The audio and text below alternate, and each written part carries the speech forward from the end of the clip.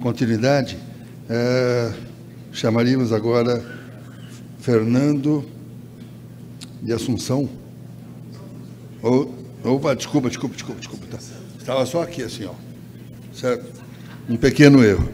Por que não me dão assim? Me deram assim? Vamos lá. Desculpa, a gente arranja de qualquer forma, né? Desculpa.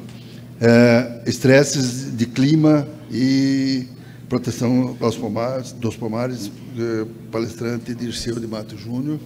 Tá? O senhor tem o tempo necessário. O senhor sabe o quanto é.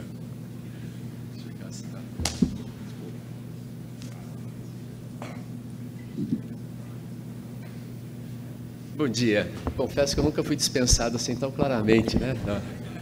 Mas vamos lá. Fui dispensado, tenho um tempo de uma apresentação aqui emprestada, e dentro do contexto do Centro Citricultura, que a gente fala pesquisa, comunicação, colaboração, ações estratégicas, a gente queria fazer um exercício com vocês que não diz diretamente respeito a essa apresentação, mas aquilo que o Rodrigo Guarito vai colocar lá. A gente queria uma agilidade de vocês. Vamos falar sobre adubação foliar, e gostaríamos que vocês pudessem nos ajudar, porque nós queremos saber um pouquinho mais sobre adubação foliar também. Então existe um questionário de 4 perguntinhas rápidas. Pluga o celular rápido aí, eu não quero perder muito tempo da minha palestra, né? O Rodrigo me deu o golpe aqui, mas pluga lá, dá uma espiada. São 4 perguntas, 5 perguntas astrais, que a gente gostaria de entender um pouquinho mais desse público seleto que está aqui dentro. E vai ser uma oportunidade de conversa. Nesse meio tempo, eu queria agradecer aí a presença do Paulo. Tive a oportunidade, felicidade de trabalhar com ele quase 10 anos na FAPESP. Aprendi bastante, Paulo. E agradecer o atendimento ao nosso convite, né? Quando nós fomos acionados também na estruturação da programação de palestras, nós fomos acionados, a gente pergunta, a gente cria grupos de discussões, de trabalho, para o que trazer aqui para esse fórum, que ele é bastante importante, né? Como eu disse, vocês são seletos. E o assunto fisiologia e nutrição, ele veio, ele é importante, ele nos diz respeito muito a tomadas de decisão, a investimentos, e essa visão crítica, eu acho importante, tá junto. E vem aqui um pouquinho mais para frente, eu volto esse QR Code aqui no final, quem não teve oportunidade. Mas de falar sobre estresses do clima e proteção de pomares. Isso parece que foi um karma, né? Organizar a Exposição Semana da Citricultura e receber em um dia 70 milímetros de água foi um desafio grande. Tem sido um exercício grande para toda a equipe do Centro de Citricultura. Mas felizmente, casa cheia, nós temos tido a excelente resposta do que está acontecendo aqui no setor, né? E interessantemente, vinha falando, focando os estresses do clima, muito pela falta d'água, nós viemos aqui com um ano de bastante água, né? Mas, desafios do clima, qual foi a nossa motivação para isso? Foram esses dados. A gente dá uma espiada ali, 2 safras, 2020, 21, 21, 22, e se a gente pegar 21, 22, foi essa quebra de safra, 30 milhões de caixas de laranja, por conta do quê? Faltou chuva sobre o sol, né? E isso diz o quê? Uma quebra de safra, vamos atualizar os valores hoje da caixa de laranja, arredondando o número para lá e para cá, 250 milhões de dólares em um ano. Então isso é uma pauta importante para a citricultura, né? E foi uma quebra mesmo sendo num ano de alternância positiva que a gente fala.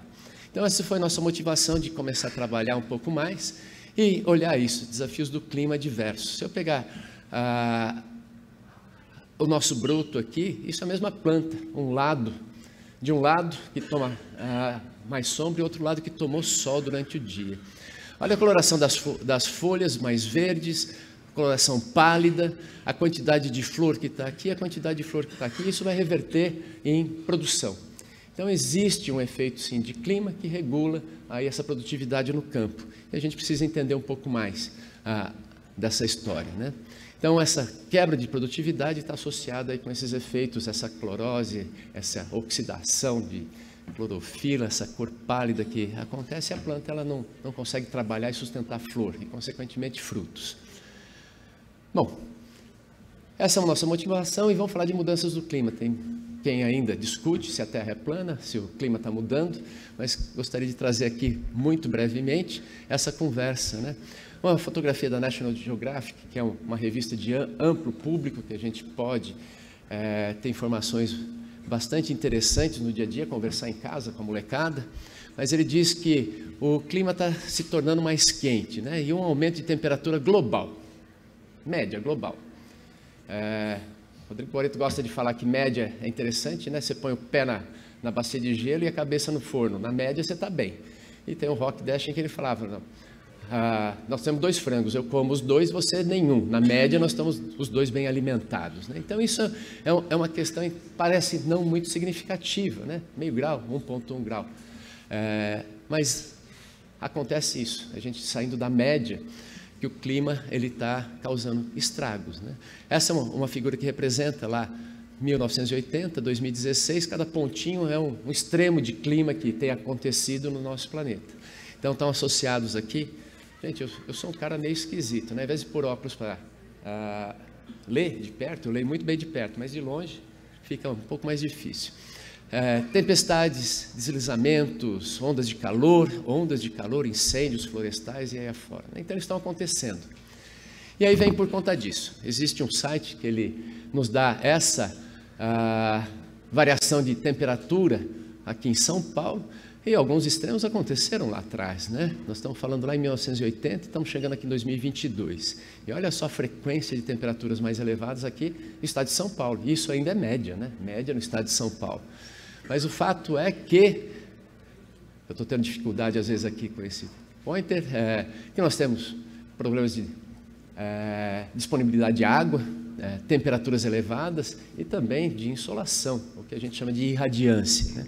E quando nós vamos para citros, tem um colega lá, Jim Seivertson, eu tive a oportunidade de trabalhar com ele lá na Flórida, ele dá alguns números interessantes, né?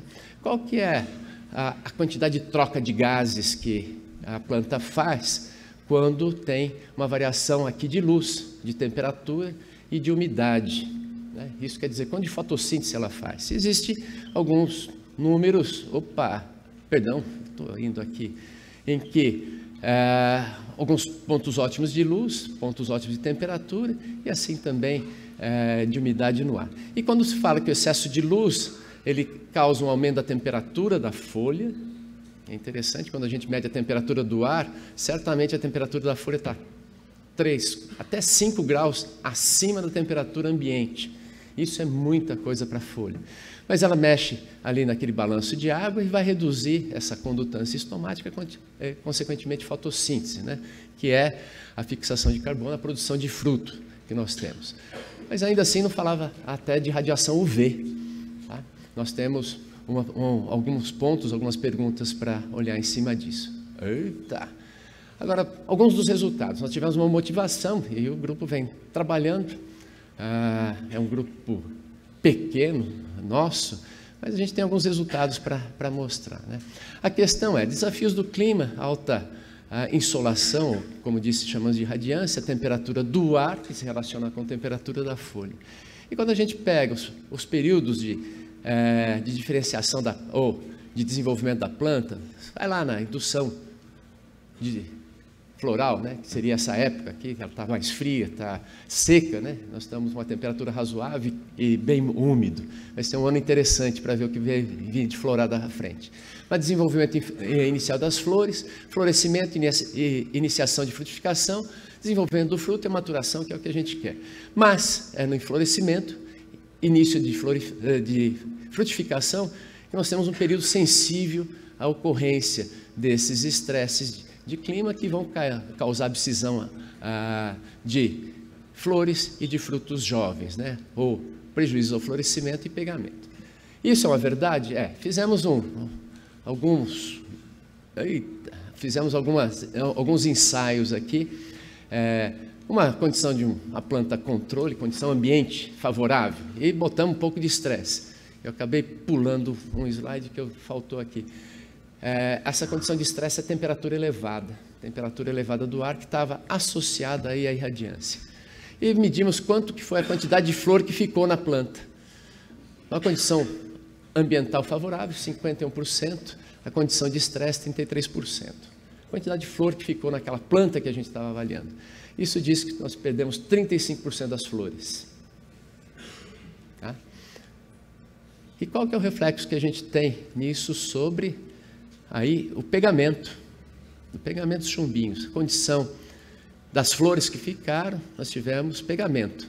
Condição ambiental, controle, quase 50%, e de estresse, 37%. Isso diz que acumulamos 24% de perda de chumbinhos que iam virar frutos maduros. Então, essa perda de flores e redução do pegamento está associado com essas características de mudança do clima local, pontual, e não necessariamente do aquecimento global da temperatura de 0,5 ou 1 grau, que a gente discute, ouve e às vezes acredita mais do que deveria, acredita menos do que deveria. O fato é que essa condição, controle e estresse, está associada aí com variações, então, como a gente falou, de perda da taxa de fotossíntese. E um aumento que a gente tem daquele que é o tal do estresse oxidativo. A gente toma suco de clorofila lá na academia para diminuir o estresse, né, que a gente sofre quando está fazendo muito exercício, a temperatura do corpo eleva, né?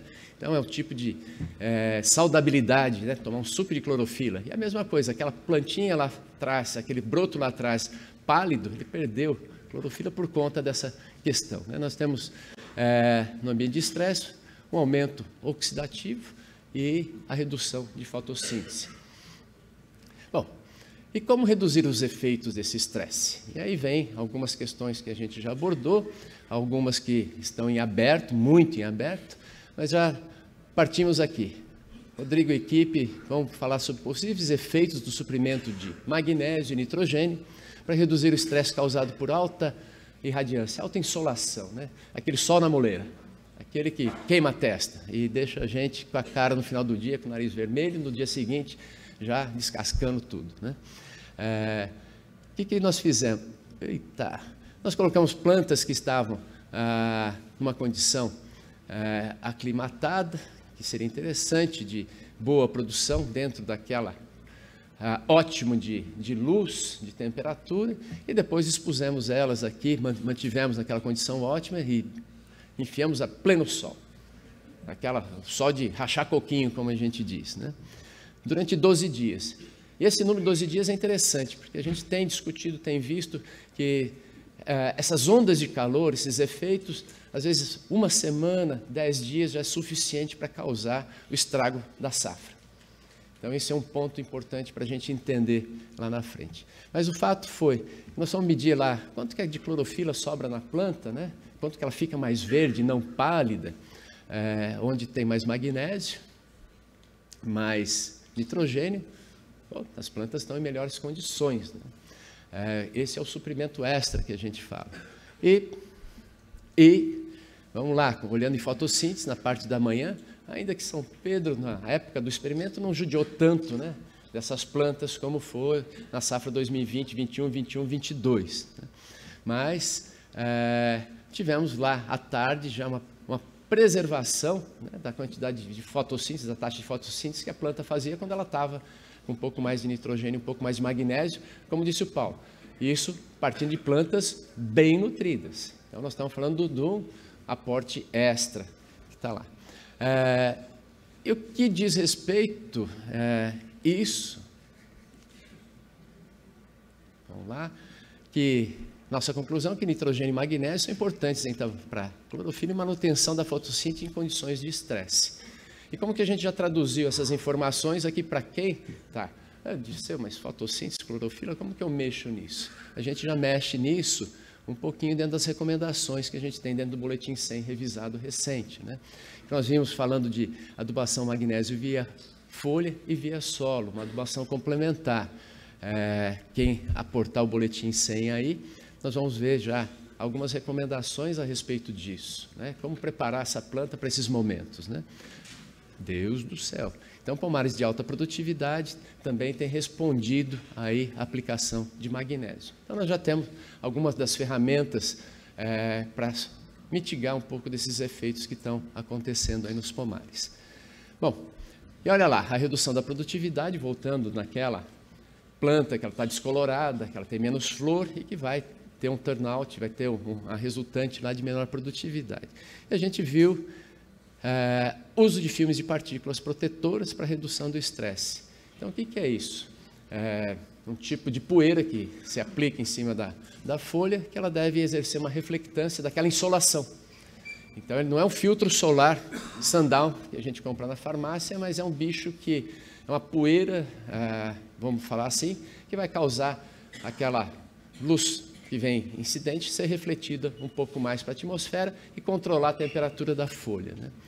Então, esse bicho é mais ou menos isso quando a gente olha com um pouco de ampliação lá numa lupa. E o que diz respeito? Nós fomos à frente, né? Vamos estudar um pouco esses filmes de partículas e vimos que eles melhoram a fotossíntese nos citros sobre excesso de radiância, né? Para diminuir a temperatura da folha. E a nossa ideia foi isolar o efeito, né, que a gente sempre tem. Sol na muleira, a temperatura está elevada. Então, vamos tentar tirar o efeito da temperatura e ver se esse bicho, que é filme de partícula, funciona para insolação, ou aquela radiação UV que está incidindo sobre a planta. Então, nós viemos para cá e vimos lá uma condição de botar uma planta sobre um aluminete, sobre um plástico anti-UV, e plantas que estavam a pleno sol ou com filmes de partículas. Criamos algumas estruturas para isso. Dificuldade com o espaçador. Plantas sobre um aluminete, sobre Deus do céu, sobre um plástico UV, anti-UV, e ali aquelas a pleno sol, sem o filme de partícula, com o filme de partícula. E note que a estrutura que nós colocamos, ela foi grande. Para quê? Para a temperatura do ar ser igual em todas. Então, existia uma uniformidade de temperatura do ar lá. Ainda que a gente tenha mudado a quantidade de radiação, ou de insolação, ou de radiância que chegou nessas plantas. E nós medimos... eu ainda vou me dar bem com esse pointer. O que acontecia com a temperatura da folha ao longo do dia, né? Fizemos um somatório de diferença de temperatura na folha, porque às vezes a temperatura num determinado horário não é muito diferente, mas o acumulado ao longo do dia faz diferença, né? Então, vimos isso e chegamos no ponto em que, medindo a fotossíntese, a gente já falou que isso era importante para as plantas, né? Que aquelas que receberam filme de partícula tiveram um aumento de fotossíntese em relação àquelas que estavam a pleno sol, que tomaram aquela insolação na muleira. E também houve uma alteração da relação de pigmentos, né? Clorofila, carotenoides, não vamos entrar muito nesse contexto, mas sabendo que esses pigmentos são importantes aí para a planta funcionar, né? Para ela fazer a fotossíntese e formar frutos. E essa história diz que o aumento da reflectância, então exercida para aquele filme de partícula, reduz a temperatura da folha, comparado lá quando ela está a pleno sol. Então é uma estratégia que nós estamos vendo que tem uma boa possibilidade de trabalhar. E é claro que não é só em termos de fotossíntese, quando a gente vai para o mercado de fruta de mesa, esse é um sol na muleira, bem forte.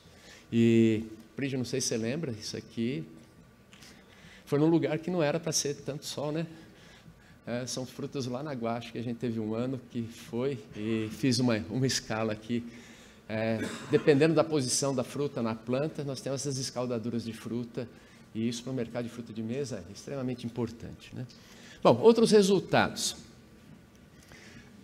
Olhando lá, faltou chuva sobre o sol, né? Olha a nossa citricultura. Em 1999, 10 mil hectares, 1,5% da citricultura era irrigada. Hoje, nós temos lá 140 mil hectares irrigados, 36% da citricultura.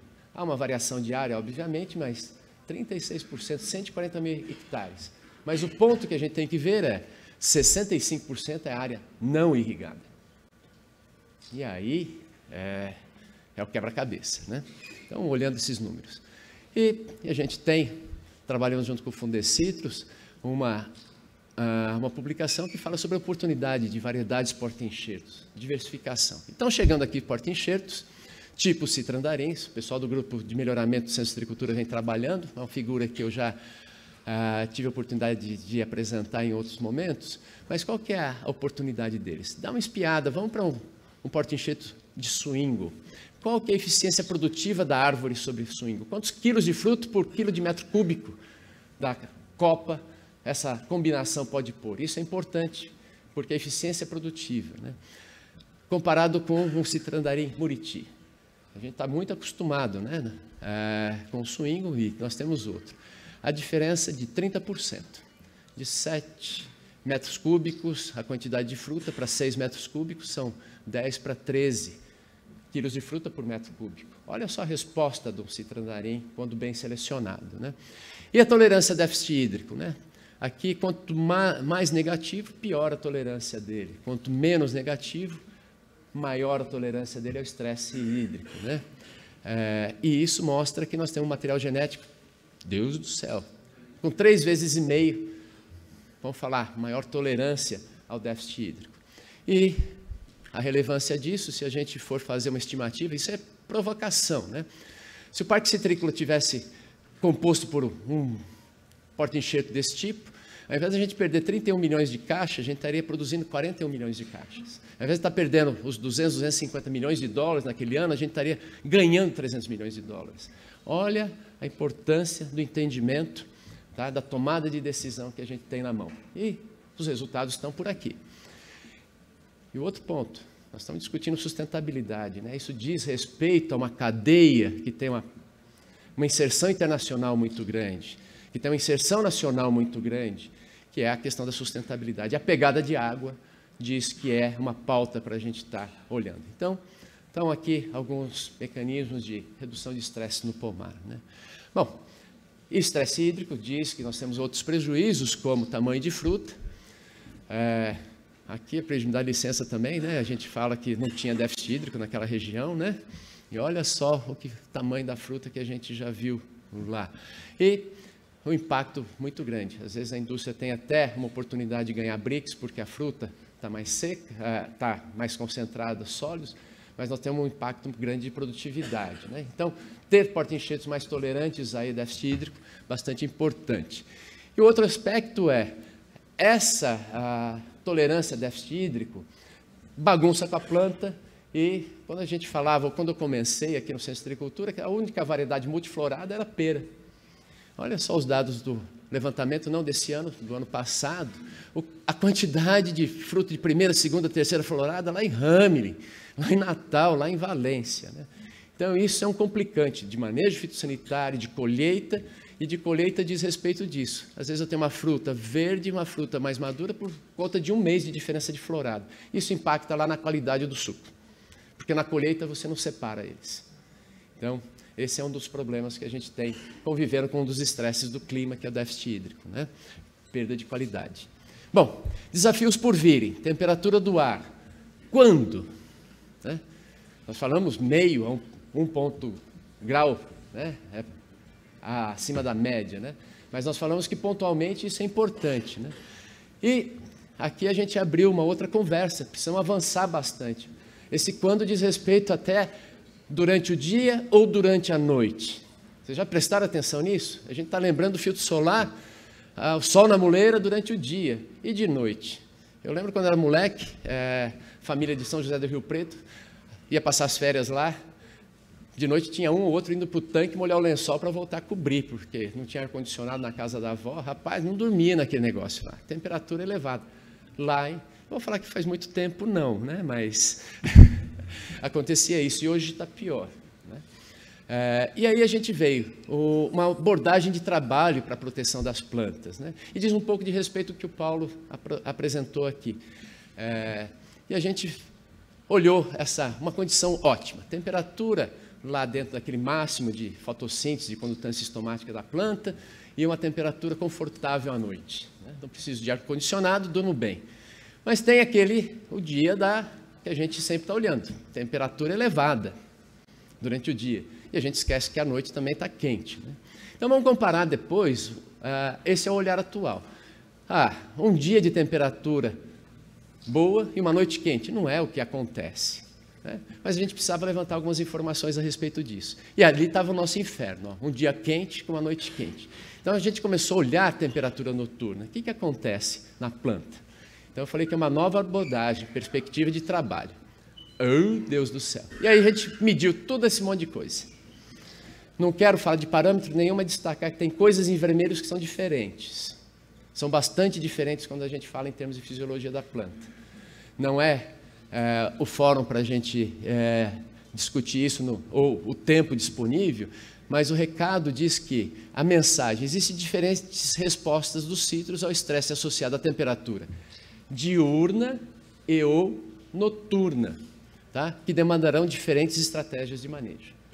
Então isso diz que só filme de partícula também não resolve o nosso desafio naquelas regiões em que as noites são bastante quentes, né? Deus do céu. E isso diz que nós estamos estudando, tá, claramente alguns efeitos pontuais, mas existe uma interação de estresses da atmosfera, do sistema solo-planta-atmosfera, né? E a combinação deles diz que algumas delas são problemáticas. Seca com temperatura, seca com radiação UV, tem um efeito, uma interação negativa sobre a planta, né? Então, nós temos que entender isso. E por isso que se torna tão complexo e, às vezes, essas questões que o Paulo colocou para vocês, fica difícil da gente avaliar. Mas o fato é, caminhos a tomar. Já temos direcionamento para recomendações do manejo de nutrientes. Vamos lá, boletim 100. Arroz, feijão, o fácil, ou o Rodrigo vai trazer para vocês uma frase, né, o conceito. Não vou dar teaser, o spoiler da apresentação dele, mas lembre desse conceito. O uso de filmes de partículas mostra o potencial de proteção dos pomares. É uma questão aí de tamanho de investimento, né? E o manejo da irrigação, aí para otimização do uso da água, antecipação e uniformização de florada, assim como planejamento de pomares, esses porta-enxertos, otimização de espaçamento. E é uma coisa que a gente já discutiu e não é tão clara, a orientação de plantio, porque para uma região e outra muda bastante. Em termos de expectativa, nós temos que avançar um pouco mais a respeito disso. E o ponto é, ainda, nós precisamos caracterizar comprometimento fisiológico de acordo com a fenologia da planta. Então esse é o ponto que o Paulo trouxe para vocês aqui, foi, eu tenho um negócio, aplico e vejo o que dá, mas eu não sei ainda qual que é o comprometimento que eu tenho que atuar sobre. Qual que é a resposta que está limitando a planta? A gente pouco sabe disso. Então, o que a gente tem muito mais disponível é aplique e vê o que dá. Estudar combinações de estresse, né? Então, seca, temperatura do ar, radiação e outros, né? A gente vai ter que estudar tanto o efeito individual como em combinação. Encontrar índices do limite de estresse que afeta a produção. Quão severos e quanto tempo? Então, aqueles 12 dias no nosso experimento diz, no nosso estudo, na nossa visão, que aquela semana, 10 dias, são suficientes para causar um estrago significativo aí a produção de um período de florescimento e, consequentemente, de frutos lá no pomar, né? E a gente tem que contar cada vez mais aí, integrar.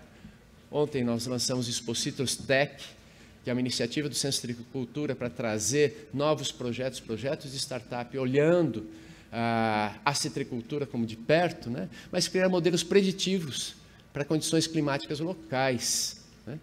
Pô, eu vou ter uma onda de calor, e qual que é a minha agilidade de investir numa estratégia de proteção do pomar? Qual que é o investimento que requer isso, né? Qual que é o operacional que eu preciso estar preparado? Nós vamos ter que entrar nessa história aqui, né? E o uso de moléculas protetoras e os bioestimulantes. Então, Paulo encaixou bem o que você veio falando, o desafio que a gente tem pela frente.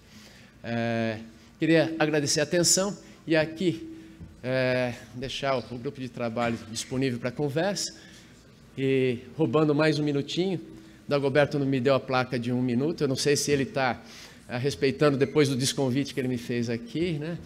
Mas falando sobre adubação foliar, que nós voltamos juntos aqui, quem tiver oportunidade, traz a percepção de vocês também para isso. Ficamos depois à disposição para conversa no final da manhã. Agradeço a atenção de vocês, é um prazer imenso estar aqui, podendo dividir um pouco de informações. E só a última foi recebendo um grupo de estudantes aqui do ginásio, eu trombei com uma frase de Cora Coralina que eu gostei muito de discutir com eles, né? Ela tem um livro que ela diz assim: você tem que ensinar o que você sabe e aprender o que você ensina. Então esse é o nosso propósito aqui. Obrigado a vocês.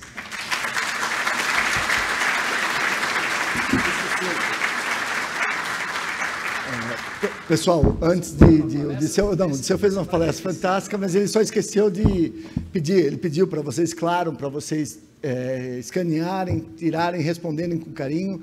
Isso vai ajudar a gente a direcionar novas pesquisas. O Disseu prometeu que ele vai